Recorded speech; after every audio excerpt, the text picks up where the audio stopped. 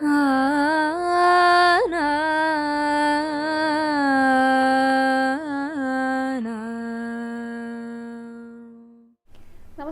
Guruvayur devotees ഓൺലൈനിലേക്ക് ഏവർക്കും സ്വാഗതം.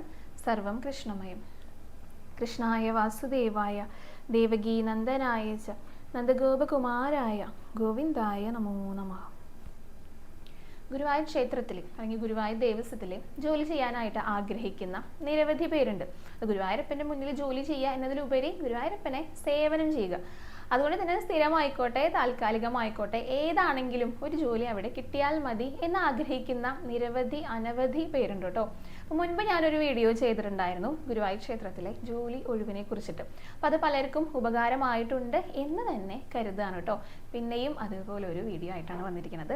വീണ്ടും ഗുരുവായൂർ ദേവസ്വത്തിലെ ജോലി ഒഴിവുകളുണ്ട്. അത് ക്ഷേത്രത്തിലല്ല കേട്ടോ, Guruvayur Sreekrishna high school higher secondary വിഭാഗത്തിലാണ് ജോലി ഒഴിവുകളുള്ളത്. അപ്പം ഇന്ന് അതേക്കുറിച്ച് നിങ്ങളുടെ അടുത്ത് പങ്കുവെക്കാനായിട്ടാണ് വന്നിരിക്കുന്നത്. അപ്പം അറിയാത്തവർക്ക് ഇത് അറിയുകയാണെങ്കിൽ അതൊരു ഉപകാരമായിരിക്കും. അപ്പം അങ്ങനെ ജോലിയൊക്കെ അന്വേഷിച്ച് നടക്കുന്ന ഉദ്യോഗാർത്ഥികൾക്കുള്ള ഒരു വിജ്ഞാപനം വന്നിട്ടുണ്ട് കേട്ടോ. അപ്പം അതിൻ്റെ ഡീറ്റെയിൽസ് ഒന്ന് വായിച്ച് കേൾപ്പിക്കാം. ഗുരുവായൂർ ദേവസ്വം ശ്രീകൃഷ്ണ ഹയർ സെക്കൻഡറി സ്കൂളിലെ ചുവടെ പറയുന്ന തസ്തികകളിലേക്ക് 2026-27 അധ്യയന വർഷത്തിൽ താൽക്കാലിക നിയമനം നടത്തുന്നതിന് വാക്ക് ഇൻ ഇൻ്റർവ്യൂ 2 ദിവസങ്ങളിലായിട്ടാണ് നടക്കുന്നത്. 4/6/2026, 5/6/2026. അതായത് ജൂൺ മാസം 4-ാം തീയതിയും 5-ാം തീയതിയുമാണ് വാക്ക് ഇൻ ഇൻ്റർവ്യൂ നടക്കുന്നത് കേട്ടോ. ഈ തീയതികളിലെ യഥാക്രമം 10 AM, 11, 10:30 AM, 10 മണിക്കും 10:30ക്കുമാണ്. പിന്നെ 2:30ക്കും 2:30 PM. ഈ സമയങ്ങളിൽ ഗുരുവായൂർ ദേവസ്വം ഓഫീസിൽ, അതായത് ശ്രീപത്മം ബിൽഡിംഗ് തെക്കേ നടയാണ് കേട്ടോ, ഗുരുവായൂർ ദേവസ്വം ഓഫീസ് അറിയുന്നുണ്ടായിരിക്കും, അവിടെ വെച്ചിട്ടാണ് കൂടിക്കാഴ്ച നടത്തുന്നത്. അപ്പോൾ ഉദ്യോഗാർത്ഥികൾ പ്രസ്തുത ദിവസം സർട്ടിഫിക്കറ്റ് പരിശോധനയ്ക്കും കൂടിക്കാഴ്ചയ്ക്കും നിശ്ചിത സമയത്ത് തന്നെ ദേവസ്വം ഓഫീസിൽ ഹാജരാക്കേണ്ടതായിട്ടുണ്ട് കേട്ടോ. അപ്പോൾ 5 വിഭാഗങ്ങളിലായിട്ടാണ് ഈ താൽക്കാലികമായിട്ടുള്ള ഒഴിവുകളുള്ളത്. അതിൽ ആദ്യത്തേത് ക്ലർക്കാണ് കേട്ടോ. അത് ഹൈസ്കൂൾ സെക്ഷനാണ്. ശ്രീകൃഷ്ണ ഹൈസ്കൂൾ ഉണ്ടല്ലോ, ആ സെക്ഷനിലായിട്ടാണ് വരുന്നത്. ഒരു ഒഴിവുകളാണുള്ളത്. ഇപ്പോൾ ഈ പറയുന്ന എല്ലാത്തിലും ഓരോ ഒഴിവുകൾ വീതമാണ് ഉള്ളത് കേട്ടോ. അപ്പോൾ ഇതിന് യോഗ്യത വേണ്ടത് SSLC പാസ്സാണ് ഓർ ഇക്വാലൻ്റ് എന്നാണ് പറഞ്ഞിരിക്കുന്നത്. അപ്പോൾ ഈ ക്ലർക്കിലേക്കുള്ള ഇൻ്റർവ്യൂ നടക്കുന്നത് 4-ാം തീയതിയാണ്, ജൂൺ 4-ാം തീയതി.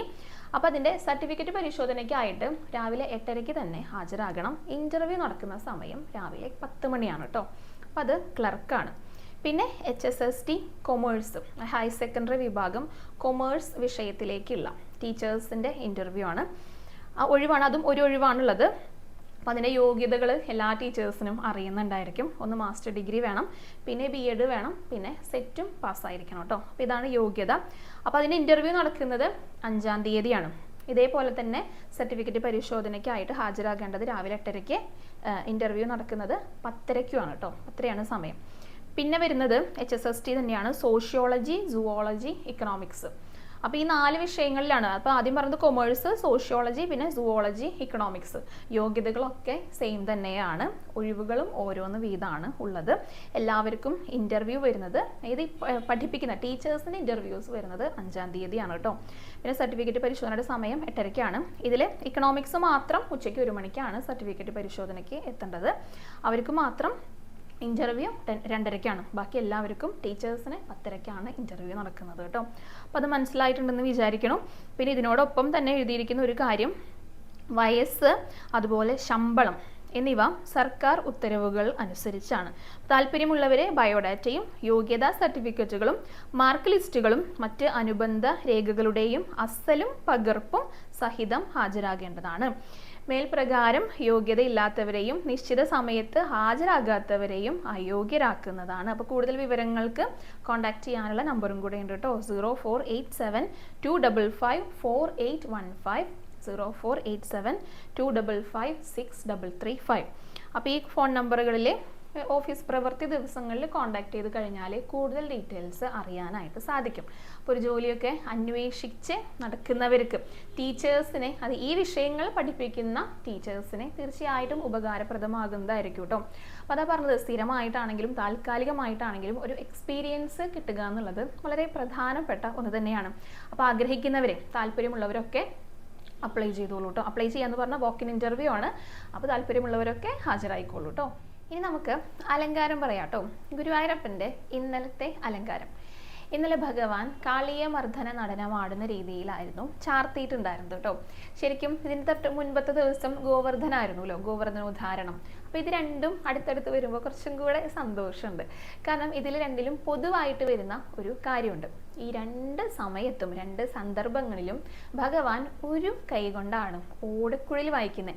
കാരണം ഗോവർദ്ധന ഉദാഹരണത്തിന്റെ സമയത്ത് ഒരു കയ്യിൽ ഗോവർദ്ധന പർവ്വതമല്ലേ, അപ്പോൾ ആ കൈ കൊണ്ട് ഓടക്കുഴൽ പിടിക്കാൻ പറ്റില്ലല്ലോ, അപ്പോൾ വലത്തേ കൈ കൊണ്ട് ഓടക്കുഴൽ വായിക്കണു. കാളിയമർദ്ദനത്തിന്റെ സമയത്തോ ഒരു കൈയിൽ കാളിയന്റെ വാലല്ലേ പിടിച്ചിരിക്കുന്നേ, അപ്പോഴും പറ്റില്ല. അപ്പോൾ ഈ രണ്ട് സന്ദർഭങ്ങളിലും ഭഗവാൻ ഒരു കൈ കൊണ്ടാണ് ഓടക്കുഴൽ വായിക്കുന്നത് കേട്ടോ. അങ്ങനെ ഒരു പ്രത്യേകതയുണ്ട്. പിന്നെ എപ്പോഴും പറയുന്ന കാര്യം തന്നെ, അഹങ്കാരം ഒരു തെല്ല് പോലും നമ്മുടെ ഒരാളുടെയും മനസ്സിൽ ഉണ്ടാകരുതെന്നാണ് പിന്നെയും പിന്നെയും ഭഗവാൻ ഓർമ്മിപ്പിച്ചുകൊണ്ടിരിക്കുന്നത്. കാരണം എപ്പോഴാണ് നമുക്ക് അഹങ്കാരം വരിക? നമ്മുടെ കഴിവ് കൊണ്ടാണ് ഈ കാര്യങ്ങളെല്ലാം മുന്നോട്ട് പോകുന്നത്, ഞാനാണ് വലുത്, എന്നേക്കാൾ മികച്ചതായിട്ട് ആരുമില്ല, ഞാൻ ചെയ്യുന്ന പോലെ മറ്റാർക്കും ചെയ്യാൻ സാധിക്കില്ല എന്ന ഒരു ചിന്ത വരിക. അങ്ങനെ പറഞ്ഞു നടക്കുന്നവരുണ്ട്. അങ്ങനെയൊക്കെ വരുമ്പോഴാണ് ഭഗവാൻ എന്നാൽ ശരി ആയിക്കോട്ടെ, ഒന്ന് കാണട്ടെ ഏതുവരെ പോകും എന്നുള്ള രീതിയിൽ ഭഗവാൻ കുറച്ച് ദൂരമൊക്കെ മുന്നോട്ട് പോയിക്കോളാനായിട്ട് പറയും. കുറച്ചങ്ങോട്ട് പോയി കഴിഞ്ഞാലാണ് പലർക്കും മനസ്സിലാകുക, ഓ തൻ്റെ കഴിവ് കൊണ്ടല്ല ഇതൊന്നും സംഭവിച്ചത്, ഭഗവാന്റെ കാരുണ്യം കൊണ്ടാണ് ഇത്ര നാളും ഭംഗിയിൽ മുന്നോട്ട് പോയിട്ടുണ്ടായിരുന്നത് എന്ന് മനസ്സിലാക്കുന്ന ആ ഒരു സന്ദർഭം വരുമല്ലോ, അതുവരെ ഭഗവാൻ അങ്ങോട്ട് വിട്ടയക്കും. പക്ഷെ പിടിവിടില്ല കേട്ടോ. അങ്ങനെയുണ്ട്. കാരണം നമ്മൾ ആരും നശിച്ചു പോകുന്നത് ഭഗവാൻ ഇഷ്ടമല്ല. ഭഗവാനെ ഒരു തവണ പ്രാർത്ഥിച്ചിട്ടുള്ളവർ, ഭഗവാനെ ഒരു തവണ സ്മരിച്ചിട്ടുള്ളവർ, ഭഗവാന്റെ ഒരു നാമം ഒരു തവണ ജപിച്ചിട്ടുള്ളവരെ ഒക്കെ ഭഗവാൻ അവരുടെ കൂടെ തന്നെ ഭഗവാൻ കാണുമെന്നാണ് പറയുക. അത്രയ്ക്ക് ഇഷ്ടമാണ് ഭക്തരുടെ പുറകെ നടക്കാൻ ഭഗവാന്. നമ്മൾ ആരും മോശം വഴിയിൽ പോകുന്നത് ഭഗവാൻ ഇഷ്ടമല്ലല്ലോ. നമ്മൾ ആരും അഹങ്കാരികളാകുന്നതും ഭഗവാൻ ഇഷ്ടമല്ല. അതുകൊണ്ട് തന്നെ അഹങ്കാരം ഇങ്ങനെ കൂടി വരുന്ന സമയത്ത് ഭഗവാൻ ഒന്ന് പിടിക്കും. അത്രയേ ഉള്ളൂ. അതെന്തിനു വേണ്ടിയിട്ടാ?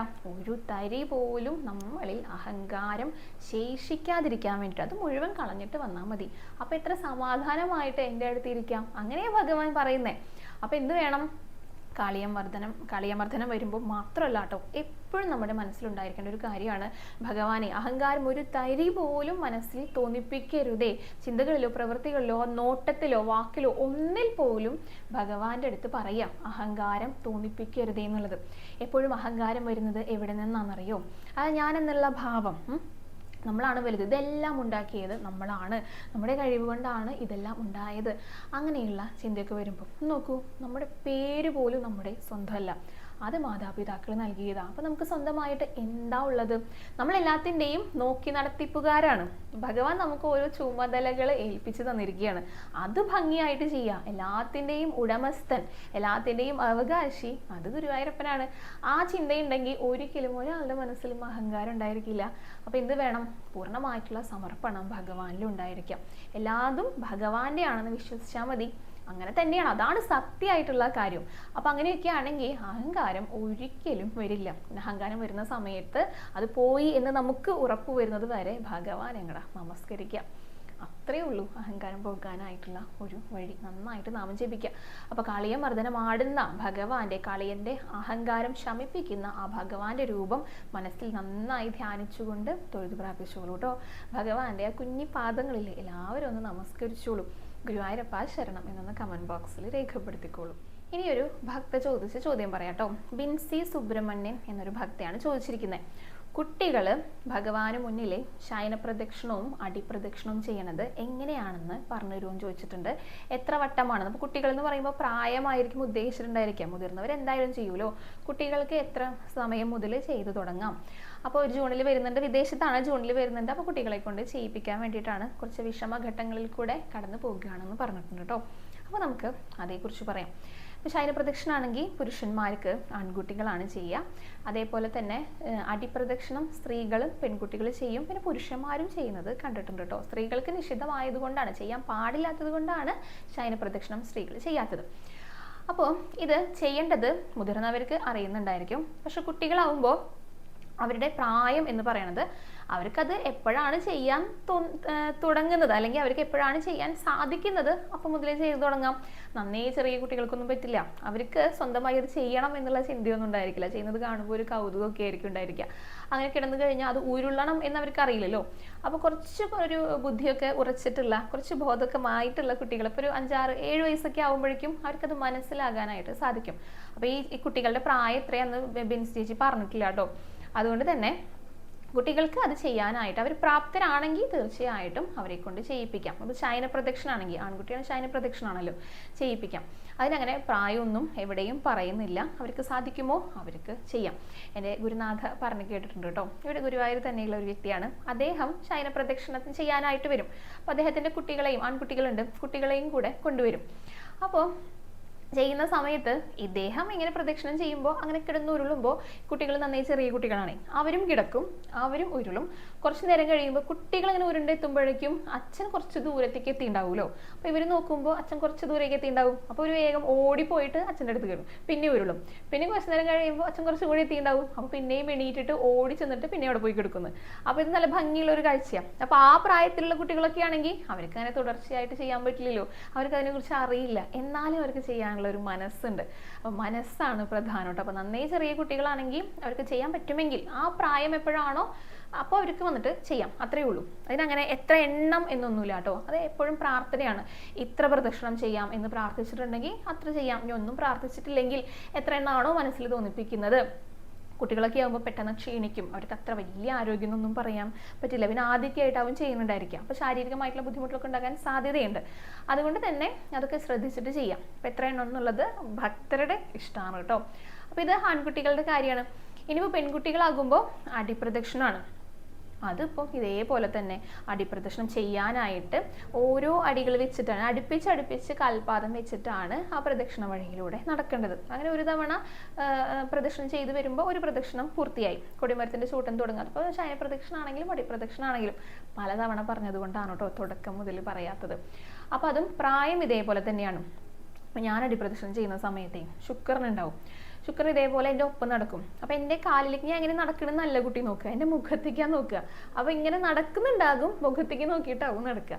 അപ്പം അമ്മമാർ നടക്കുമ്പോൾ അവരുടെ കാലടികൾ കുറച്ചുകൂടി വലിപ്പമുണ്ടാവും. കുട്ടികളുടെ ചെറുതല്ലേ, അപ്പോൾ അത് ഒറ്റയ്ക്കൊന്നല്ല വെക്കുന്നുണ്ടാവുക, സാധാരണ പോലെയും നടക്കുന്നുണ്ടാവുക. അപ്പോൾ അങ്ങനെ ഒപ്പം നടക്കാറുണ്ട്. അത് ചെറിയ കുട്ടിയായതുകൊണ്ട് അതിനറിയില്ല. പക്ഷെ അത് അറിയാവുന്ന ഒരു പ്രായം വരുന്ന പെൺകുട്ടികളുണ്ടല്ലോ, അപ്പോൾ അവർക്ക് സാധാരണ പോലെ തന്നെ അടിപ്രദക്ഷിണം ചെയ്യാട്ടോ. അത് പെൺകുട്ടികൾ മാത്രമല്ല ആൺകുട്ടികൾ ചെയ്യാറുണ്ട്. ഇപ്പോൾ പുരുഷന്മാരും ഒക്കെ ചെയ്യുന്നത് കാണാറുണ്ട്. അപ്പോൾ എന്തായാലും വളരെ നല്ലതാണ്, ഭഗവാനോടുള്ള ഒരു സമർപ്പണമാണ്. അവ പ്രാർത്ഥിച്ചിട്ടുണ്ടെങ്കിൽ, അവർ വഴിപാട് നേർന്നിട്ടുണ്ടെങ്കിൽ തീർച്ചയായും വിദേശത്ത് നിന്ന് തിരികെ ജൂണിൽ വരുന്ന സമയത്ത് ചെയ്തോളൂ കേട്ടോ. അപ്പോൾ ഈ വീഡിയോ കാണുമെന്ന് തന്നെ പ്രതീക്ഷിക്കുകയാണ് ബിൻസി ചേച്ചി. അത് മനസ്സിലായിട്ടുണ്ടെന്നും വിചാരിക്കുന്നു. ഇനിയും എന്തെങ്കിലും സംശയം ഉണ്ടെങ്കിൽ ചോദിച്ചോളൂ കേട്ടോ. ഇനി ഒരു കഥ പറയാട്ടോ. ഒരു കൃഷ്ണഭക്തനായിട്ടുള്ള ഗോപാൽ എന്നാണ് അദ്ദേഹത്തിൻ്റെ പേര്. ഗുജറാത്തിൽ നിന്നുള്ള ഒരു ഭക്തനാണ്. ഇദ്ദേഹം വളരെ നിർധനനാണ്, ദാരിദ്ര്യമാണ്. പക്ഷേ എത്ര വലിയ ബുദ്ധിമുട്ടാണെങ്കിലും ഭഗവാനെ സ്മരിക്കാത്ത ഒരു സമയം പോലും അദ്ദേഹത്തിൻ്റെ ജീവിതത്തിലില്ല കേട്ടോ. ഇത്രയും പ്രാരാബ്ദങ്ങളുടെ ഇടയ്ക്കും എല്ലാ വർഷത്തിലും 2 തവണ ദ്വാരകാപുരിയിലേക്ക് ഭഗവാനെ കാണാനായിട്ട്, ക്ഷേത്ര ദർശനത്തിനായിട്ട് അദ്ദേഹം പോകുമായിരുന്നു. അപ്പോൾ പോകുന്ന സമയത്തൊക്കെ ഒരു തുളസിമാല ഇദ്ദേഹത്തിൻ്റെ കയ്യിൽ കരുതും. അതവിടെ പോയിട്ട് പ്രാർത്ഥിച്ചിട്ട് ആ മാലയൊക്കെ സമർപ്പിച്ചിട്ട് സന്തോഷത്തോട് കൂടിയിട്ട് അദ്ദേഹം തിരികെ വരികയും ചെയ്യും.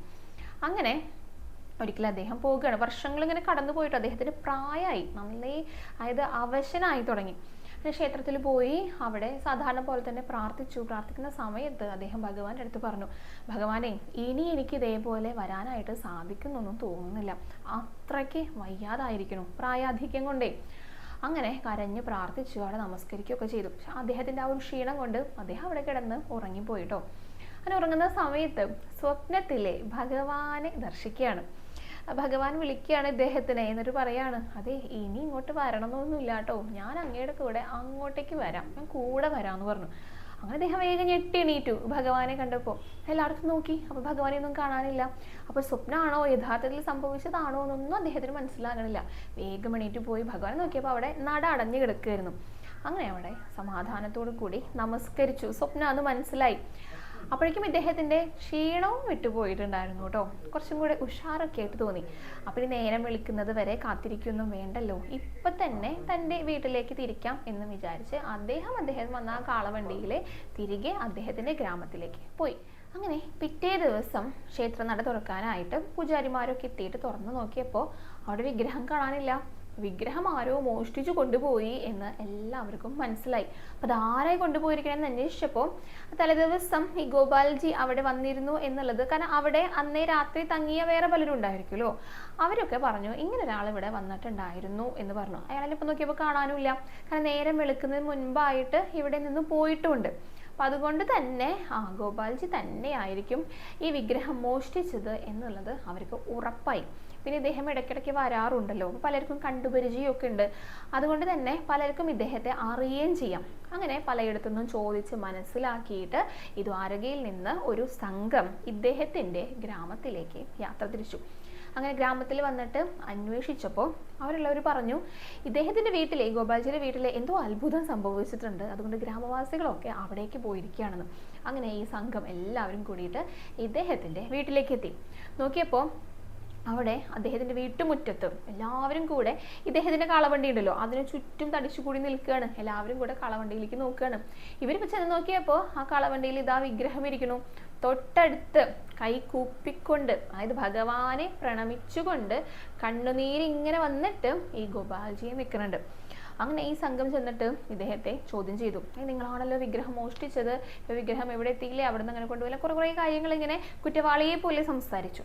അങ്ങനെ സംസാരിച്ചപ്പോൾ ഇദ്ദേഹം പറഞ്ഞു, അയ്യോ ഞാൻ മോഷ്ടിച്ചു കൊണ്ടുവന്നതല്ല എന്ന് പറഞ്ഞിട്ട് താൻ സ്വപ്നം കണ്ട കാര്യവും, അതായത് അവിടെ കിടന്നുറങ്ങിയ കാര്യവും സ്വപ്നം കണ്ട കാര്യവും അവിടെ നിന്ന് വേഗം തന്നെ തിരിച്ച കാര്യവും ഒക്കെ പറഞ്ഞു.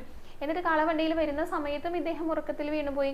അപ്പോൾ കാളകളാണെങ്കിലും വണ്ടിയൊക്കെ വലിച്ചിട്ട് വീട്ടിലേക്ക് എത്തി. ഉണർന്ന് നോക്കിയപ്പോൾ വിഗ്രഹത കാളവണ്ടിയിൽ ഇരിക്കണു. അതാണ് ഉണ്ടായതെന്ന് പറഞ്ഞു. പക്ഷെ ആരും വിശ്വസിച്ചില്ല. ഇദ്ദേഹം മോഷ്ടിച്ചു കൊണ്ടുവരുന്നതാണെന്ന് വിശ്വസിച്ചത്. ഇദ്ദേഹം ആണെങ്കിൽ കരഞ്ഞ് കാല് പിടിച്ച് പറയുന്നുണ്ട്, ഞാൻ മോഷ്ടിച്ചതല്ല, ഭഗവാൻ കൂടെ വന്നതാണ് എന്ന് പറഞ്ഞു. അപ്പം ഇദ്ദേഹം പറഞ്ഞു, ഈ വിഗ്രഹം ഇവിടെ ദയവ് ചെയ്ത് ഇവിടെ തന്നെ പ്രതിഷ്ഠിക്കണം, കാരണം ഭഗവാൻ അപ്രകാരമാണ് പറഞ്ഞിട്ടുണ്ടായിരുന്നത്, ഞാൻ കൂടെ വരുന്നുണ്ടെന്നുള്ളത്. അങ്ങനെ ഈ വന്ന സംഘം ഒരു നിബന്ധന വെച്ചു. ശരി, സമ്മതിക്കുകയൊക്കെ ചെയ്യാം, പക്ഷേ ഒരു കാര്യമുണ്ട്, ഒന്നുകിൽ ഈ വിഗ്രഹം ഞങ്ങൾക്ക് തിരികെ തരണം, അല്ലെങ്കിൽ ഈ വിഗ്രഹത്തിൻ്റെ ഭാരത്തിന് തുല്യമായിട്ടുള്ള സ്വർണം ഞങ്ങൾക്ക് തരണം എന്ന് പറഞ്ഞു. ഇതും പറഞ്ഞേ പൂജാരിമാർ, ആ വന്ന സംഘം ഉണ്ടല്ലോ, അവരുടെ നേതൃത്വത്തിൽ ഒരു തുലാഭാര തട്ടൊക്കെ ഒരുക്കി. എന്നിട്ട് പറഞ്ഞു, ഇതിലെ ഒരു തട്ടിലെ ഭഗവാന്റെ ആ ഭാരമേറിയിട്ടുള്ള വിഗ്രഹം വെച്ചു, ഇനി അപ്പുറത്തെ തട്ടിലെ ഇതിന് തുല്യമായിട്ടുള്ള സ്വർണം വെച്ചോളൂ എന്ന് പറഞ്ഞു. പക്ഷെ ഗോപാൽജിയുടെ കയ്യിൽ എവിടെ നിന്നാണ് സ്വർണം? അത്രയും ദരിദ്രനായിട്ടുള്ള അദ്ദേഹത്തിൻ്റെ കയ്യിൽ സമ്പത്തൊന്നുമില്ല.